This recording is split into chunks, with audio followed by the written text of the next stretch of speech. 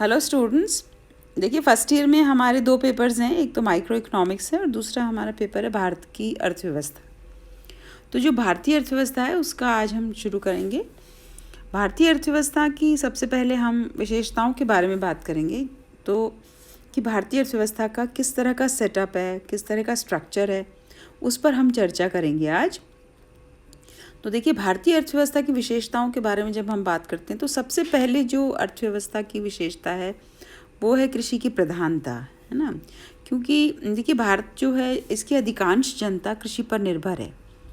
1951 में भारत की जो श्रम शक्ति या कार्यकारी जनसंख्या जिसको हम कहते हैं 15 से 65 साल के उम्र के लोग, तो वो करीब 69.5% लोग कृषि में लगे हुए थे। 70%, आप इसको ऐसा समझो कि 70% लोग कृषि में लगे हुए थे, जो कि 2001 में घटकर सिर्फ 5%, 6% ही घट पाया और 64% कृषि में लगे हुए थे। और अभी जो लेटेस्ट डाटा है वो करीब करीब आप ऐसे समझ सकते हैं कि 57% लोग अभी भी कृषि में लगे हुए हैं, है ना, जो काम करते हैं वो वाले। तो भारत की जो इसमें सकल घरेलू उत्पाद में तो बहुत वृद्धि हुई है ना, लेकिन कृषि का प्रतिशत उसमें कम हुआ है, राइट। अर्थात आप इसको ऐसा समझें कि भारत के निर्यात व्यापार में कृषि का योगदान वो जो है वो 13.3% है, ठीक है। अच्छा, अब हम भारत की प्रति व्यक्ति आय की बात करें तो प्रति व्यक्ति आय जो है वो 2010 के जो विश्व बैंक वर्ल्ड बैंक रिपोर्ट है 2010 की, उसमें 2008 के अनुसार 2008 में प्रति व्यक्ति आय भारत की $1070 थी, है ना। यह अमेरिका की जो प्रति व्यक्ति आय उससे अगर हम तुलना करें तो उनकी $47,580, यानी वो हमसे 44 गुना ज़्यादा उनकी प्रति व्यक्ति आय है। क्योंकि अमेरिका से कंपैरिजन करने का मतलब है जो सबसे सर्वाधिक विकसित देश हैं उनसे अगर हम कंपैरिजन करें तो हमें पता चलता है कि हम कहाँ पर खड़े हैं, है ना। तो जो हमारी प्रति व्यक्ति आय है वो काफ़ी नीचे है।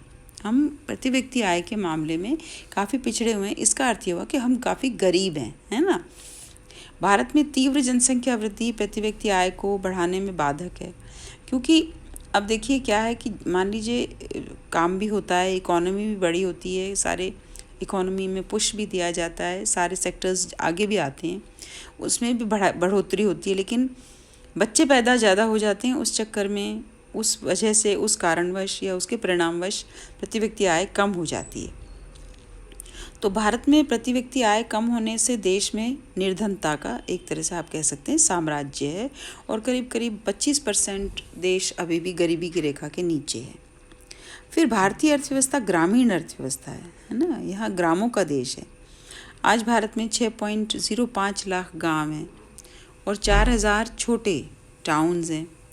2001 की जनगणना के अनुसार अगर हम देखें तो 74.3% भाग गाँव में रहता है, अर्थात 4 में से 3 लोग गांव में रहते हैं इंडिया में। फिर औद्योगिक पिछड़ापन की भारत की अर्थव्यवस्था में अगर और बहुत सारे विकसित देशों के हिसाब से देखा जाए तो हमारे पास औद्योगिक जो विकास है उसकी आधारभूत पृष्ठभूमि नहीं है।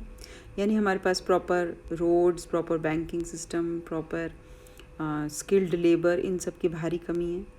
फिर जनसंख्या जो है वो भारत की जनसंख्या 2011 के अनुसार 1.21 करोड़ है और वो अब करीब 1.40 करोड़ के आसपास, 140 करोड़ के आसपास जा रही है। फिर भारतीय अर्थव्यवस्था में पूंजी का अभाव है ना, क्योंकि उद्योगों की कमी का क्या मतलब हुआ, क्योंकि पैसा नहीं है ना।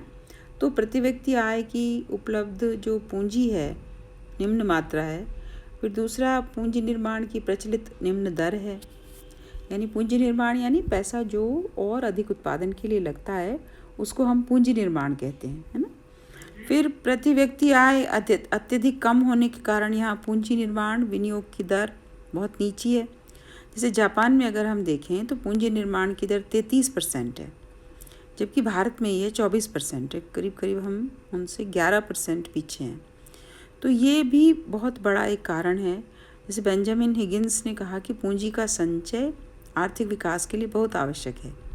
अर्थव्यवस्था चाहे अमेरिका की तरह पूंजीवादी हो या चीन की तरह साम्यवादी, आर्थिक विकास बिना पूंजी संचय के संभव हो ही नहीं सकता, है ना। यानी पैसा तो चाहिए ही चाहिए, और वो है कम, मोटी मोटी बात अगर हम इसको समझें तो।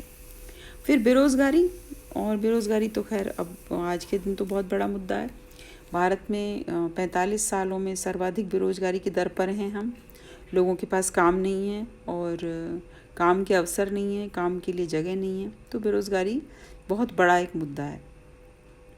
युवा है भारत, और बहुत सारा भारत रोज़गार नहीं है उसके पास, है ना। फिर ये नहीं कि हमारे पास प्राकृतिक संसाधन नहीं है, प्राकृतिक साधनों की प्रचुरता है। यानी बहुत सारे खनिज पदार्थों के भंडार हैं, वन संपत्ति विशाल है, शक्ति के साधन हैं, लेकिन हम उनका पूरी तरह से उपयोग नहीं कर पा रहे। तो अगर हम देखें इसको कि और विशेषताओं पर अगर हम बात थोड़ा और नज़र डालें, तो निर्बल और आर्थिक संगठन। तो आर्थिक संगठन जो है वो भारतीय अर्थव्यवस्था का वो निर्बल है। यहाँ बचत की सुविधाएं नहीं है, बैंकिंग सुविधाओं का विकास कम हुआ है, ग्रामीण क्षेत्रों में अभी भी महाजनों और साहूकारों का बोलबाला है। तो ये भी एक बहुत बड़ा कारण है कि ये भी एक बहुत बड़ी विशेषता है जो कि ये बताती है कि अभी भी विकसित जो विकास की स्ट्रीम है उसमें अर्थव्यवस्था को आना अभी बाकी है। फिर आर्थिक विषमता है। आर्थिक विषमता का अर्थ ये हुआ कि बहुत सारे लोग अमीर हैं लेकिन बहुत सारे लोग गरीब हैं, यानी गैप बहुत है ना, इनइक्वालिटी या असमानता बहुत है। यानी भारत का 50% व्यक्तियों के पास आय का केवल 21% है ना। ऐसे अगर हम देखें तो इसमें यानी कि बहुत सारे लोग बहुत ज़्यादा गरीब हैं, नीचे के जो गरीब लोग हैं उनके पास बहुत कम इनकम का हिस्सा है। फिर आर्थिक निर्भरता का जो है उसमें उसका अर्थ ये है कि एशिया, अफ्रीका और लैटिन अमेरिका बहुत समय तक हम गुलाम रहे, है ना, औपनिवेशिक शोषण का शिकार रहे, और इस वजह से जो पूंजीवादी देशों ने इन पर विदेशी व्यापार का ऐसा ढांचा थोपा जिससे ये देश प्राथमिक कृषि वस्तुओं के उत्पादक और निर्यातक बनकर रह गए, है ना। यानी प्राथमिक कृषि यानी सिर्फ जो बेसिक चीज़ें हैं हम उन्हीं का निर्यात कर रहे थे। फैक्ट्री से बनी हुई चीज़ों का निर्यात करने और वहाँ तक आने में हमें बहुत समय लगा, ठीक है। फिर रूढ़िवादिता भारतीय अर्थव्यवस्था की विशेषता है कि यहाँ पर समाज जो है रूढ़िवादी है। तो यहाँ बाल विवाह, मृतक भोज, विवाह के समय दावतें, आभूषण निर्माण, कर्ज लेकर भी लोग करते हैं। तो जो सेटअप है सोसाइटी का, उसमें प्रोडक्शन के लिए या समृद्धि के लिए खर्चा कम होता है और समाज में दिखावे के लिए खर्चा ज़्यादा होता है, उससे भी बहुत सारी समस्याएं होती हैं। फिर निर्धनता, तो 1999-2000 में हमारे करीब 26% लोग गरीबी की रेखा के नीचे थे, जो कि 2004-05 में थोड़ा कम हुआ, 21% हुआ। तो कमी तो हो रही है लेकिन अभी भी बहुत सारे चैलेंजेस हैं। परिवहन और संचार संसाधनों का अभाव है, अच्छी रोड्स और अच्छे परिवहन के साधन और इन सब कच्ची सड़कें बहुत हैं, टूट जाती हैं सड़कें बरसात में, तो बहुत ट्रांसपोर्टेशन मुश्किल हो जाता है। इस प्रकार से ये एक विशेषता है। फिर कुशल श्रम और तकनीकी ज्ञान का अभाव है कि बहुत अच्छा श्रमिक होना या बहुत पढ़े लिखे या बहुत एक स्किल्ड लेबर की कमी है ना। अब भारतीय अर्थव्यवस्था की नवीन विशेषताएं, ये तो हमने जो अभी तक विशेषताएं पर जो हमने बात की वो थी कि वो अर्थव्यवस्था को अविकसित का रूप का एक तरह से पिक्चर देती है। अब जो अर्थव्यवस्था की वो विशेषताएं जो कि हमें ये दिखाती हैं कि हम विकास की ओर जा रहे हैं, है ना, तो उसकी हम अगले लेक्चर में बात करेंगे। तब तक आप इनको देख लीजिएगा। थैंक यू बच्चों।